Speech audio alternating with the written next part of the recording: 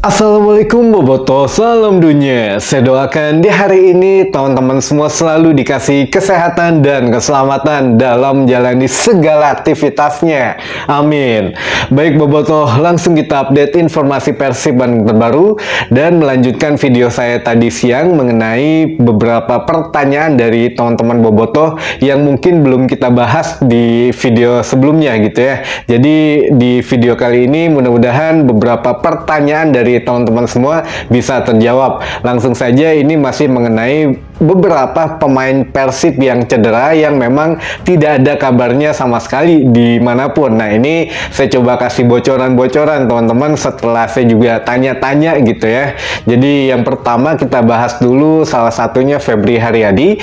Jadi Febri ini kurang lebih katanya kalau keadaan fisiknya itu kurang lebih 70-75% sudah siap untuk bermain bola, namun ya harus ada tahapan-tahapan gitu ya, karena baru 75% lah maksimal, karena harus ada lagi nantinya penguatan sel-sel atau otot di kakinya, lalu juga pemantapan untuk pengenalan bola lagi, lalu luas lapangan dan lain sebagainya. Dan ini memang tugasnya fisioterapis Persib yang baru, karena ya saya nggak tahu ya apakah memang ada sesuatu atau tidak, tapi Bojanodak sekarang lebih mempercayakan kepada fisioterapis yang baru teman-teman, karena ya kemarin kan luar biasa ya hasilnya.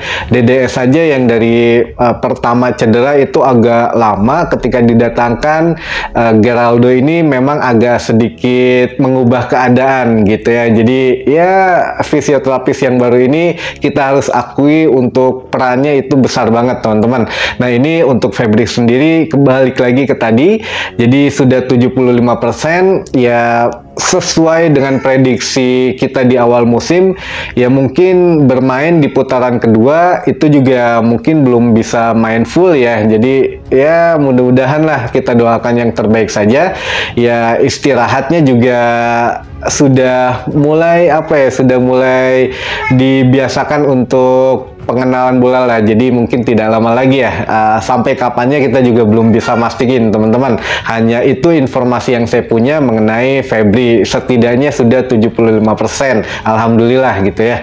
Lalu yang kedua mengenai Rezaldi Hehanusa atau untuk bule, kenapa katanya tidak ada beritanya lagi, katanya masih cedera. Ya memang betul teman-teman, masih cedera, dan ada beberapa sebetulnya polemik ya di sini, tapi ya nanti kita coba bahas satu persatu saja. Kalau dari cederanya dulu, ternyata ini tidak semudah yang dibayangkan.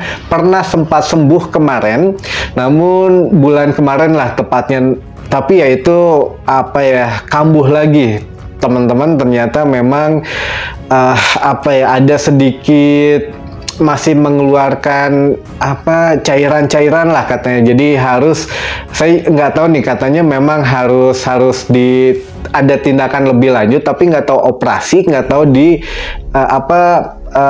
non medis gitu ya. Tapi non medis ini bukan magic atau gimana ya teman-teman, bisa akupuntur, bisa cara yang lain gitu ya, cara fisioterapis dipijat atau bagaimana. Saya juga kurang nanya masalah itunya, tapi yang jelas harus menepi lama teman-teman, karena ya ada robekan. Kalau secara medisnya ada robekan, tapi secara tindakan medisnya saya nggak tahu apakah dioperasi atau tidak gitu ya. Kalau dioperasi ini lumayan panjang teman-teman, bisa 8 bulan. Kalau di total dari mulai pertama bule cedera putaran pertama ini gitu ya, itu kurang lebih baru bisa merumput lagi di Persib Bandung antara bulan Februari atau Maret. Dan ini pun sudah dikatakan oleh Bojanodak ya akan menarik lagi untuk Jalnando, karena Rezaldi beberapa bulan ke depan tidak bisa bermain. Nah, ini salah satu clue yang memang harus teman-teman ketahui gitu ya. Kalau Bojanodak sengaja memang tidak mengatakan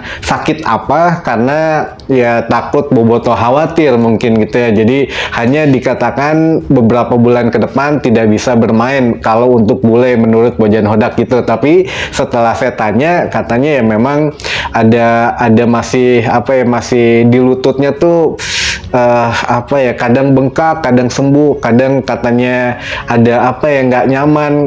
Ya itulah, mungkin ada tindakan-tindakan khusus yang memang khusus manajemen saja yang tahu bagaimana cara penanganannya gitu ya. Jadi ya sudahlah, biarkan, yang penting ya cepat sembuh saja buat bule juga ya, yang penting masih bisa main dengan Persib gitu ya. Nah, untuk yang kedua, pertanyaan mengenai bule ini, kenapa kalau cedera masih diperpanjang gitu ya untuk kontraknya sampai tahun depan. Nah ini gini teman-teman, kalau apa ya, manajemen mungkin punya pertimbangan sendiri dan sudah ada deal-dealan dengan pemainnya. Tentu saja kalau mau memperpanjang harus ada, katakanlah gajinya flat gitu sampai tahun depan, tidak ada kenaikan. Kalau pemainnya mau ya mangga gitu ya, dan ini pun mungkin gitu ya. Ini saya juga ya apa ya, ya ngasih info ke teman-teman aja lah biar lebih terbuka gitu ya untuk sudut pandangnya.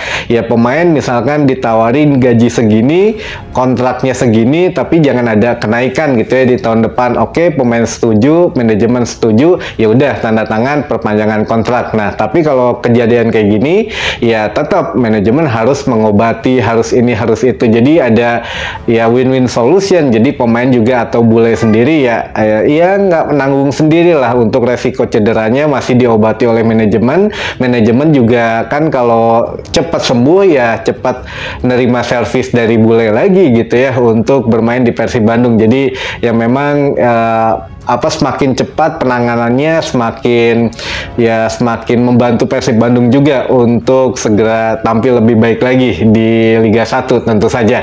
Nah ini untuk selanjutnya teman-teman, sesuai yang sudah saya pernah kabarkan beberapa hari yang lalu bahwa sebelum Bojan Hodak mengeluarkan statement, ya teman-teman sudah tahu duluan gitu ya dari video ini apa yang akan dikatakan Bojan Hodak. Dan memang betul gitu, sekarang pun ketika ditanya Bojan Hodak tuh mengenai pemain-pemain, kenapa pemain belakangnya sering melakukan kesalahan atau bagaimana, jawaban Bojan Hodak sesuai yang sudah sebelumnya saya sampaikan gitu ya. Pertama, Nick Kuipers, kata Bojan Hodak, Nick Kuipers memang ya sedang sakit, katanya belum pulih banget karena ya di latihan pun masih setengah-setengah lah, masih belum menunjukkan 100%. Jadi ketika bermain juga sering melakukan kesalahan individual, tapi ya nggak apa-apa katanya karena saya maklum dia sedang sakit. Nah itu tidak pernah dibicarakan Bojan Hodak sebelumnya, kecuali ya saya duluan gitu ya. Kenapa? Ya saya juga nanya ke pemain gitu. Jadi saya nanya, kunaon si iya gitu, masih gering cina gitu ya. Tapi ya dipaksa main karena ya mau nggak mau kurang pemain. Soalnya Bojan Hodak kemarin katanya mau ngambil Kakang lagi, nggak diizinin karena sekarang Kakang dan Robby Darwish sudah masuk di pemain yang sudah akan didaftarkan di AFF gitu ya oleh Sintayong. Jadi kalau memang sebelumnya Kakang atau Robby Darwish tidak termasuk gitu ya, atau ya dicoret oleh Sintayong, bisa ditarik lagi, tapi sekarang sudah masuk ke list yang akan didaftarkan, sudah resmi didaftarkan di list AFF, ya tidak bisa diambil lagi katanya gitu. Jadi ya inilah rahasia-rahasia yang mungkin ya kita share aja gitu ya teman-teman. Jadi saya juga nanya ke orang-orang yang memang enakin gitu diajak ngobrolnya, kadang ke pemain, kadang ke ofisial, jadi ya akurat lah gitu ya insya Allah teman-teman. Jadi ya pertanyaan kedua yang diajukan kepada Bojan Hodak ketika memang kemarin kenapa untuk di Piala ACL 2 ini permainannya begitu-begitu saja, ya jawabannya juga kan sudah bisa diprediksi ya. Jawabannya Liga 1 ini levelnya kan jauh ketinggalan dengan klub-klub yang bermain di ACL 2, sehingga kenapa di Liga 1 kita belum kalah katanya, sedangkan di ACL 2 kita ya kalah, kebanyakan kalah gitu ya, karena Liga 1 ya dengan skuad yang ada kita cukup, karena kita tahu level Liga 1 bagaimana menurut Bojan Hodak gitu ya. Sehingga ya itu sebetulnya juga sudah pernah kita kabarkan sebelum Bojan Hodak mengatakan itu, karena sebelumnya ya pemain dikasih arahan oleh Bojan Hodak bahwa ya jangan, katanya sudahlah nanti hasilnya apapun itu ya sudah, kita fokus nanti ke salah satu ajang saja kalau memang ya akhirnya tidak lanjut gitu di ACL 2. Jadi ya mau nggak mau mungkin Bojan Hodak di sini ingin ingin meredam suasana di dalam lapangan dan di luar lapangan. Di luar lapangan maksudnya fans-fans atau boboto ini biar tidak riuh duluan gitu ya. Dan memang ya terbukti ampuh lah, walaupun jawaban Bojan Hodak sudah saya kabarkan terlebih dahulu gitu, tapi tidak